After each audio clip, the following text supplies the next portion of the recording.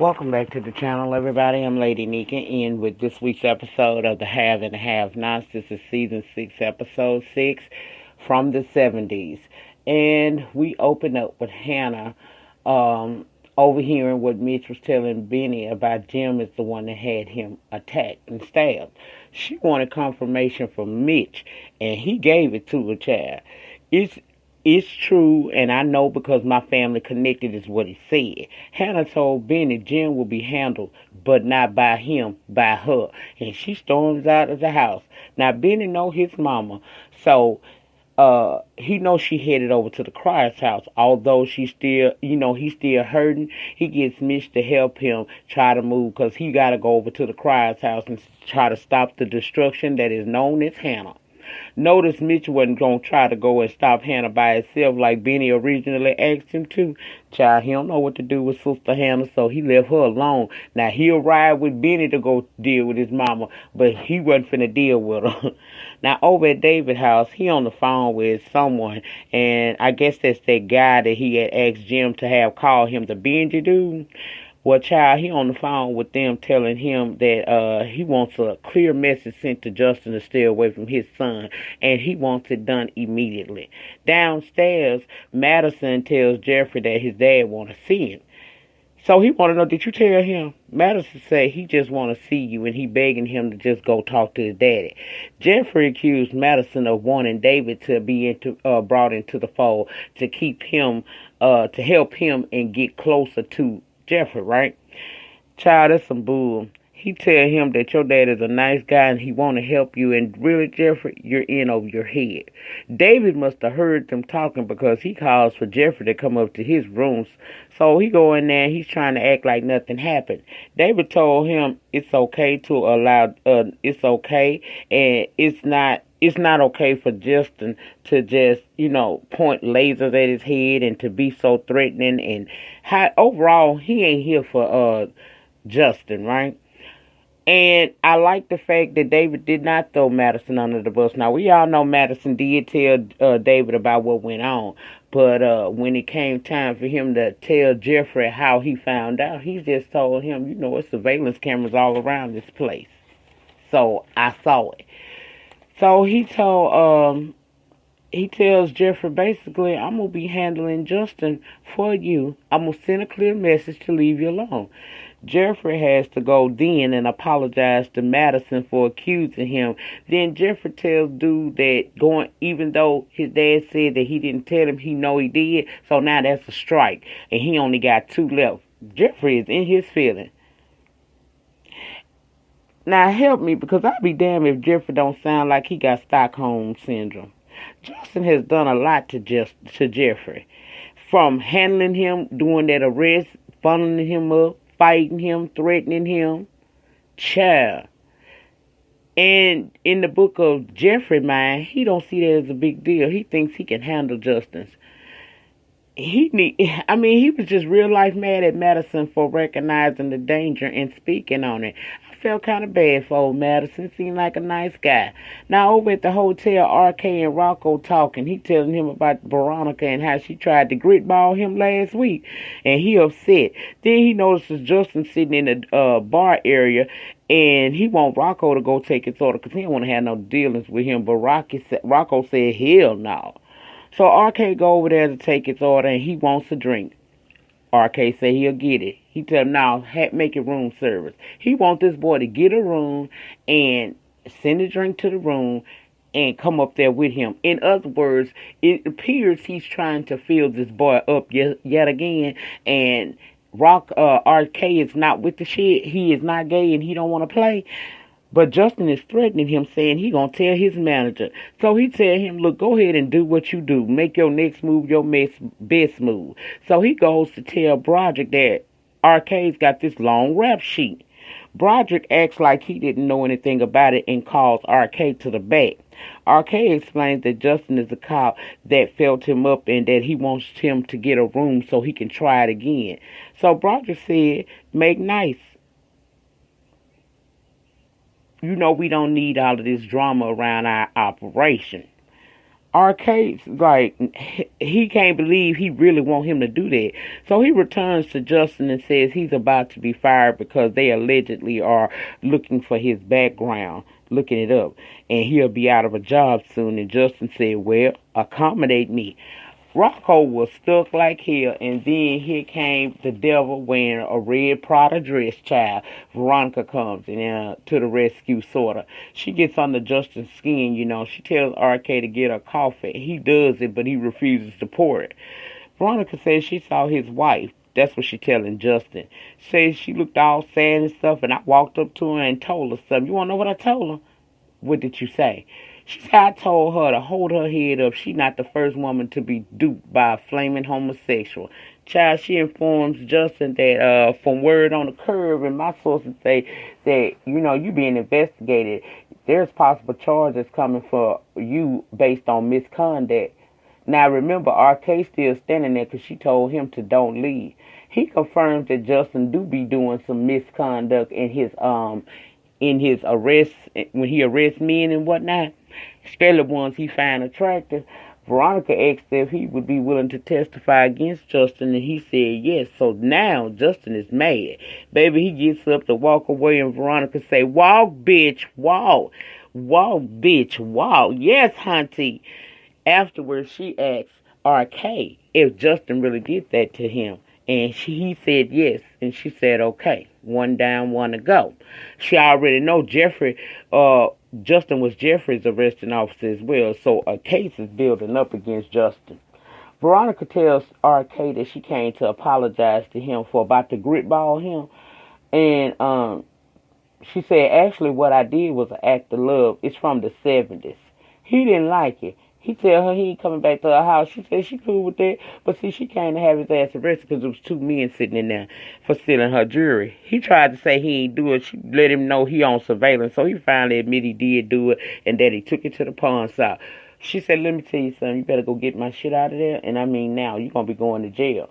Now, while they having that conversation, Catherine then came to the hotel to see Broderick, and she want him to go find Rocco so they can go have some fun. RK came up to Broderick to ask to leave, but, right now he got Catherine crying in his face. He ain't really trying to hit it. He told him not now, and he went off to go find Rocco because Katie is waiting. Katie notices Veronica sitting there, and so she go over there, and they do the nasty nice, how rich women do. Veronica asked her what she was doing there, and she said she owned the hotel. Veronica said, yeah, you may own the hotel, but that body language that you was giving out over there lets me know that you was here for that young man. Child, they both being coy with each other.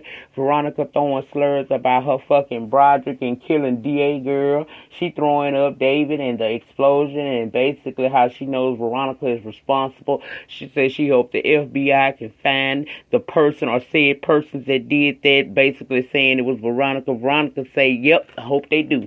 Unbothered. Veronica get up and say she gotta go, so she leaves. Then Broderick comes with Rocco, and they about to go to their little room for some pleasure for Catherine, but they are held up because Secret Service was coming through with Charles Jr., right? Obama Jr. Catherine was annoyed because she said she voted for his female opponent. Plus, she wasn't aware that he was staying at the hotel, and Broderick said, well, it's been all over the news. Child, she didn't give a damn. Now, once the president-elect makes it to his room, he dismisses Secret Service and tells Landon to stay. He's asking if his jaw is okay, looking at him and everything. Landon said it's fine, it's nothing that I couldn't hide with makeup. Charles said, you wear makeup? Charles trying to apologize for putting his hands on Landon like he did. He asked him, why didn't you tell me you was gay? Landon said it wasn't necessary, at least that's how he felt about it. Charles asked if Landon was attracted to him. He said yes. Charles let him know straight up, I am not attracted to men like this, and if this is going to interfere with our working, then we need to do that. We need to go on and cut ties, but I really would like to keep you around because you're pretty good at your job. Landon let him know that would never, ever, ever, ever, ever happen again in life, right? So they make good with one another, and Landon about to go, but he decides to ask Charles, look, I know you like her, meaning Candace. Let me try to work on her a little bit. Charles say, well, you can't make somebody want you that don't want you. He said, yeah, but let me try a little bit on her, if it's okay with you. I might can get her to come around.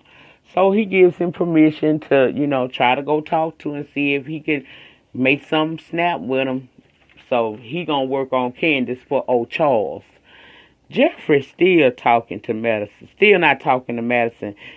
He wants to know why. Jeffrey said he wants to handle things with Justin on his own. He don't want his daddy's involvement. His dad always come to his rescue, and that's not what he's looking for, right? Jeffrey still think he can handle Justin, but Madison feels he can't. Justin will eventually kill you is what he told him, but Jeffrey can't see it. Madison got so damn frustrated, he said it was time for him to get ready to go do his part-time shift over there at the hospital, and he'll come back later. Child, he left out that door and slammed it. Why Jeffrey sat there and said, stop slamming my door, my dad's door, and called him a bitch. Now, do y'all think Jeffrey in love with Justin, or is he plotting? Y'all let me know below. Now, down to the police station, Wyatt is being interrogated by D.A. George. Wyatt keeps saying Sarah put that coke in his pocket, but he agrees that he gonna go on and testify against his parents. He said he just wants to leave. See, he worried about being put in that jail cell back there, because remember that Malone hitman was back there. Plus, he had to deal with Justin crazy, but I don't think he know Justin has been suspended from work yet. But he nervous, child. He don't want to deal with them two men. Jim comes to the station, and they go get George out of the interrogation room. He comes in there, and Jim want to know why Wyatt hasn't been released if he just had a possession charge. Jim say George makes his ass so sick he could throw up. Then Jim realizes George sent Sarah to his house and that she planted the drugs on Wyatt. George said Jim has something that he needs, meaning those bullets. Jim is saying, I don't know what you're talking about. So George convinced he gonna eventually get Catherine and Jim Cry. That's his goal. He gonna get them. George said he would not be seeing Wyatt as well because Wyatt has refused him as counsel, and he walked out, child. Jim tried to threaten him. He'll call the attorney general, but I think Jim has reputation has been smeared in that community, and he don't have the pull that he once did. So George is confident that I got that ass this time. He walked out.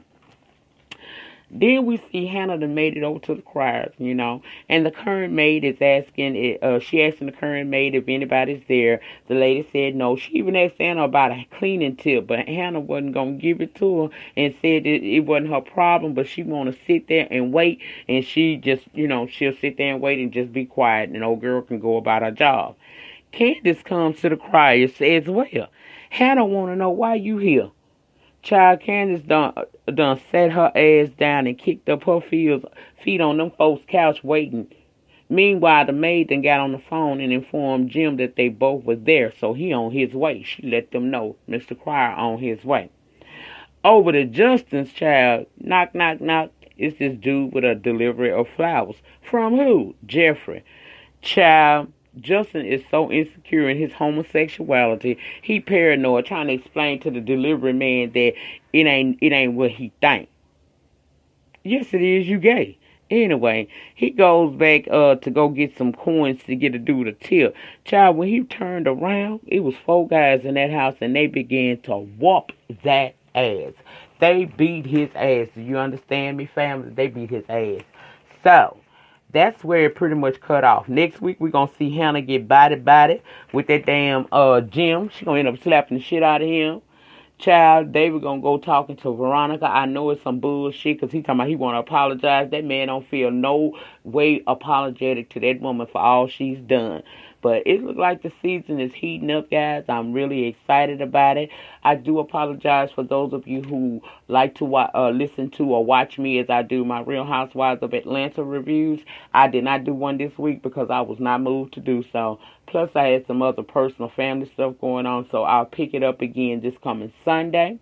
For those of you who do not have the accessibility to watch this show and you watch my reviews, just know that if you are an If Loving You Is Wrong fan, it will be returning for a 2-night premiere, March the 19th and 20th. And, of course, your girl will be down here giving y'all the tea on what happens with that. Again, If Loving You Is Wrong, because a couple of y'all been asking me that down in the comment sections. If Loving You is Wrong is returning March the 19th and the 20th. And, of course, I'll be doing the reviews for that show as well.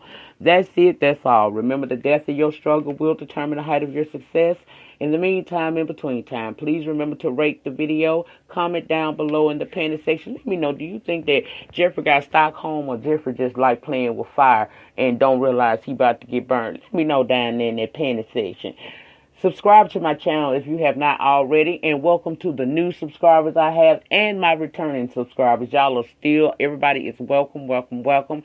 Know that I am, I'm just going to try to make you feel good each and every upload. I'm going to make you laugh, I'm going to make you think, and I'm going to keep you uplifted. That's what I do over here. That's all. That's it.